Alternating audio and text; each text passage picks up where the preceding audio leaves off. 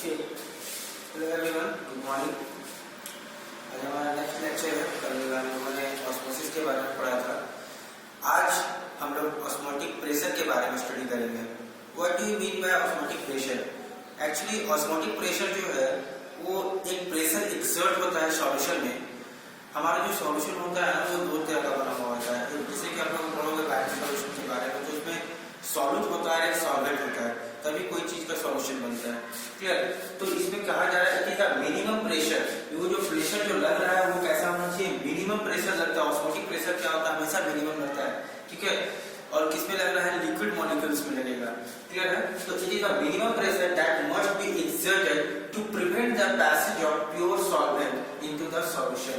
यानी कि ये ऐसा प्रेशर है जो क्या करता है, सॉल्वेंट मॉलिक्यूल को सॉल्यूशन में मिलने में क्या करता है, उसको रोकता है, प्रिवेंट करता है, रोकने का काम करता है। प्रिवेंट मतलब होता है रोकना। ठीक है? अगर कोई एसपीएम करने का मतलब है into the solution when two are separated by a SPM. Suppose मान लीजिए कि एक सॉल्यूशन है और एक मेरा सॉल्वेंट है, और उसको बीच में हम एक पार्टीशन दे दिए हैं। उस पार्टीशन में जो मटेरियल है जो हम इस्तेमाल किए हैं वो एसपीएम है, मतलब सेमी परमेबल मेम्ब्रेन। यानी सेमी परमेबल मेम्ब्रेन से उसको हम लोग क्या कर दिए हैं, बीच में डिवाइड कर दिए हैं। और एक तरफ मेरा क्या है, सॉल्यूट है। जैसे कि एक थोड़ा सा मैं दिखाता हूँ, ये मेरा एक प्योर सॉल्वेंट है, ओके, और ये एसपीएम है, और यहाँ पर आपका सॉल्यूशन है। तो इसको यहाँ पर एक ऐसा प्रेशर लगेगा, यहाँ पर एक ऐसा प्रेशर लगेगा, ठीक है, ऑस्मोटिक प्रेशर उसको हम लोग बोलेंगे, जो क्या करेगा, इस सॉल्वेंट को यहाँ पर आने से क्या करेगा, प्रिवेंट करेगा, रोकेगा। ठीक है? और इसी जो रोक रहा है, वो जो फोर्स लगा रहा है, जिसके कारण वो रुक रहा है, वो फोर्स का नाम है आपका ऑस्मोटिक प्रेशर। क्लियर है? अब हम लोग आते हैं उसी में थोड़ा सा एक टॉपिक है टोनिसिटी।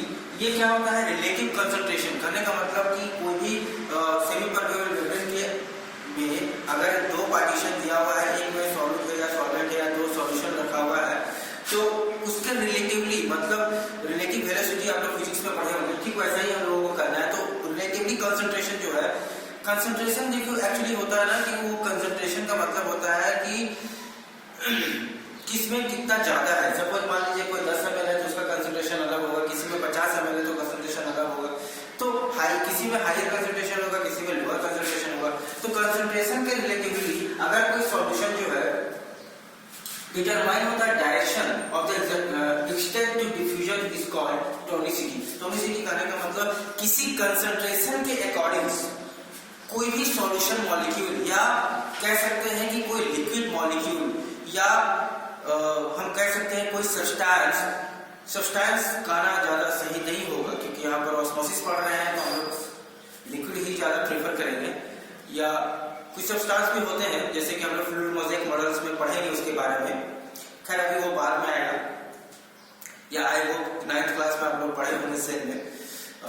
तो जो सब्सटेंस जो है, या जो मॉलिक्यूल है, या जो लिक्विड है, वो क्या कर रहा है, कंसंट्रेशन के अकॉर्डिंग सेमी परमेबल मेम्ब्रेन से ट्रांसफर हो रहा है। सपोज मान लीजिए कि हमारा यहाँ पर 10 ml कंसंट्रेशन है और यहाँ पर मेरा है जो 12 ml कंसंट्रेशन है। यहाँ पर कंसंट्रेशन कम है, यहाँ पर कंसंट्रेशन ज्यादा है।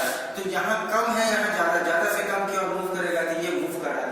तो ये मूव कर रहा है, ठीक है, by the help of diffusion, by the help of osmosis. तो इसके अकॉर्डिंग अगर वो मूव कर रहा है, कोई भी सब्सटेंस या कोई लिक्विड मॉलिक्यूल या कोई गैसेस मॉलिक्यूल मूव कर रहा है, तो जो मूव करने का रेट है उसी को हम लोग बोलते हैं टोनिसिटी। उसको हम लोग क्या बोलते हैं? टोनिसिटी बोलते हैं। और उसके अकॉर्डिंग, सॉल्यूशन के अकॉर्डिंग, मान लीजिए कि कंसंट्रेशन है तो अलग अलग सॉल्यूशन होगा, तो उसका कंसंट्रेशन अलग अलग होगा। तो उस अलग अलग सॉल्यूशन के अकॉर्डिंग हम लोग 3 पार्ट में डिवाइड करते हैं उसको। पहला को बोलते हैं आइसोटोनिक, दूसरे को बोलते हैं हाइपोटोनिक, और तीसरे को बोलते हैं हाइपरटोनिक। ये 3 तरह का सॉल्यूशन होता है। जो आइसोटोनिक सॉल्यूशन होता है उसमें कोई भी चेंजेस नहीं होते हैं, यानी उस सॉल्यूशन में जो सॉल्वेंट हम मॉलिक्यूल डाले हैं, ठीक है, मान लीजिए कि एक जार ले लिए हैं, यहाँ पर किसी चीज का हम सॉल्यूशन डाल दिए हैं, NaCl का सॉल्यूशन डाले हैं, और यहाँ पर एक छोटा सा कोई भी मॉलिक्यूल डाले हैं, ठीक है। तो उस मॉलिक्यूल में कोई चेंजेस नहीं होगा, क्योंकि आइसो का मतलब होता है सेम। आइसो का मतलब क्या होता है? आइसो का जो मतलब होता है, इसका मतलब होता है सेम। टॉनिक मतलब सॉल्यूशन में जान रहे हैं तो सेम कंसंट्रेशन का सॉल्यूशन होगा, ठीक है। दोनों का कंसंट्रेशन सेम रहेगा तो कोई भी चेंजेस नहीं आएंगे, ना ही वाटर मॉलिक्यूल या कोई भी सब्सटेंस या NaCl का मॉलिक्यूल ना ही अंदर जाएगा और ना ही इसका मॉलिक्यूल है जो बाहर आएगा, ऐसा कुछ नहीं होगा। आइसोटोनिक सॉल्यूशन में कोई चेंजेस नहीं आएंगे, एज कांस्टेंट रहेंगे। लेकिन हाइपोटोनिक सॉल्यूशन में क्या होता है कि सॉल्यूशन जो है वो outside the solution outside the cell has a lower solute, ठीक है। आउटसाइड में क्या होता है कि जो लोअर सॉल्यूट होता है उसका कंसंट्रेशन जो है वो अंदर वाले कंसंट्रेशन से क्या होता है? ज्यादा होता है। अंदर वाले कंसंट्रेशन से क्या होता है? ज्यादा होता है।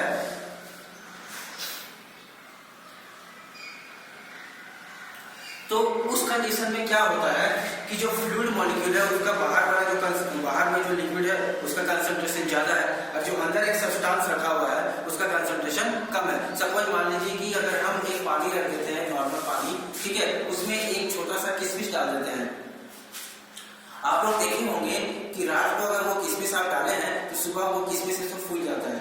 क्यों? क्योंकि वाटर मॉलिक्यूल जो है वो किशमिश के अंदर चला जाता है। एक नॉर्मल सॉल्यूशन था वाटर मॉलिक्यूल, क्लियर था? तो उस टाइप का सॉल्यूशन जो अगर उस कंडीशन में, जैसे थोड़ा सा मैं समझाने की कोशिश करता हूं इसको,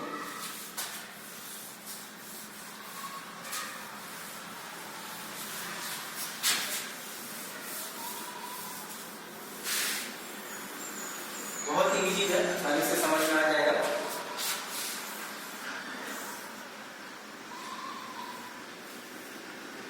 सपोज मान लीजिए हम वाटर लिए यहाँ पे, है ना, ये वाटर लिए और एक किशमिश का टुकड़ा हम यहाँ पर इस वाटर में डाल दिए।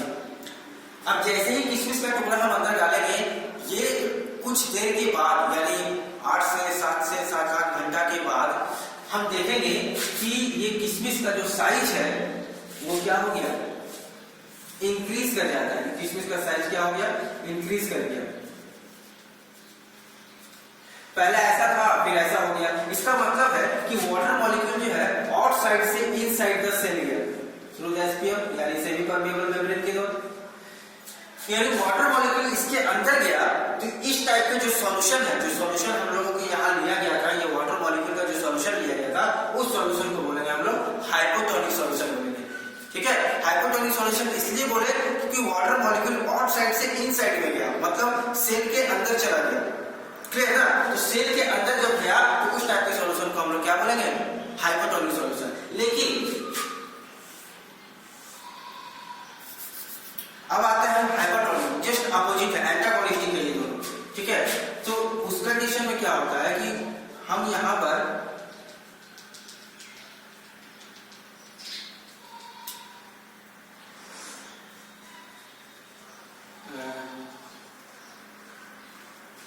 NaCl का सॉल्यूशन लिए हैं, नमक है ना, नमक का घोल लिए हैं, NaCl का सॉल्यूशन लिए हैं। अब NaCl का सॉल्यूशन लिए हैं और यहाँ पर हम क्या किए हैं? एक ग्रैप्स डाले हैं, इसको हम लोग क्या बोल रहे हैं? ग्रैप्स।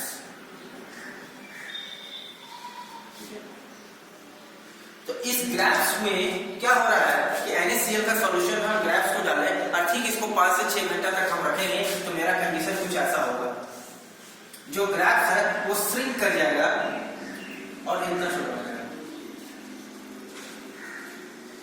यानी कि जो वाटर मॉलिक्यूल यहाँ पर था, मतलब अंदर में जो वाटर मॉलिक्यूल था उसका कंसंट्रेशन क्या था? ज्यादा, और यहाँ का जो कंसंट्रेशन है वो क्या था? कम। हायर से लोअर की ओर मूव करेगा तो ये क्या होगा? आउटसाइड में चला जाएगा। ये वाटर मॉलिक्यूल क्या होगा? बाहर निकल जाएगा, है ना। तो वाटर मॉलिक्यूल जब बाहर निकला तो ये सॉल्यूशन ही निकाला ना। अगर हम वाटर को इसमें रख देते तो ये क्या होता? अंदर चला जाता। लेकिन ये सॉल्यूशन अलग था, ये उसे एक प्लेन वाटर मॉलिक्यूल था और यहाँ पर NaCl है, तो इसकी वजह से क्या हुआ कि NaCl का सॉल्यूशन जो है ये वाटर मॉलिक्यूल को क्या किया? बाहर निकाल दिया और ये क्या हो गया? श्रिंक कर गया। ये क्या हो गया? श्रिंक कर गया। और जब श्रिंक कर गया तो इस टाइप का सॉल्यूशन को हम लोग बोलेंगे हाइपरटोनिक सॉल्यूशन। इस टाइप का सॉल्यूशन को हम लोग क्या बोलेंगे? हाइपरटोनिक सॉल्यूशन बोलेंगे, ठीक है। बहुत ही इजी समझना है। आइसोटोनिक में कोई भी चेंजेस नहीं होंगे, as it is same constant concentration का रहेंगे, इसकी वजह से कोई चेंजेस नहीं होंगे। आपके हाइपोटोनिक सॉल्यूशन में क्या होगा कि वाटर मॉलिक्यूल सिर्फ होगा, प्लेन वाटर मॉलिक्यूल, उसमें अगर हम किशमिश का एक टुकड़ा डालते हैं तो वो 5 से 6 घंटे के बाद वो क्या होता है, फूल जाता है, ठीक है, स्वेल कर जाता है। क्यों? क्योंकि वो जो वाटर मॉलिक्यूल है वो किशमिश के अंदर चला जाता है ना, इनवर्ट में, मतलब सेल के अंदर चला जाता है through the SPM, semi permeable membrane के द्वारा, ठीक है, through the semi permeable membrane. तो सेमी परमेबल मेम्ब्रेन के द्वारा वो अंदर चला गया, ठीक है, तो वो क्या हो गया, स्टैंड कर गया, फैल गया, क्लियर है ना, स्वेल कर गया।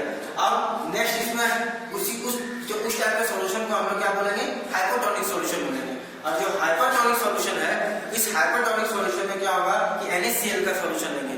सॉल्यूशन हम देखो चेंज कर दिए, सॉल्यूशन यहाँ पर सिर्फ वाटर प्लेन मॉलिक्यूल था और यहाँ पर NaCl का सॉल्यूशन था।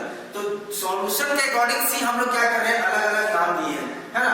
उसको प्लेन जो था वो वाटर मॉलिक्यूल को क्या कर रहा है, अंदर ले रहा है, ठीक है, वाटर मॉलिक्यूल को अंदर ले रहा है, उस सॉल्यूशन को अंदर ले रहा है, जिसके कारण उस सॉल्यूशन को हम लोग क्या बोल दिया, हाइपोटोनिक सॉल्यूशन बोल दिया। और जो बाहर ले रहा है ना, उसको बाहर निकाल दे रहा है, आउटसाइड कर दे रहा है वाटर मॉलिक्यूल को, वैसा सॉल्यूशन को हम लोग क्या बोलेंगे, हाइपोटोनिक सॉल्यूशन।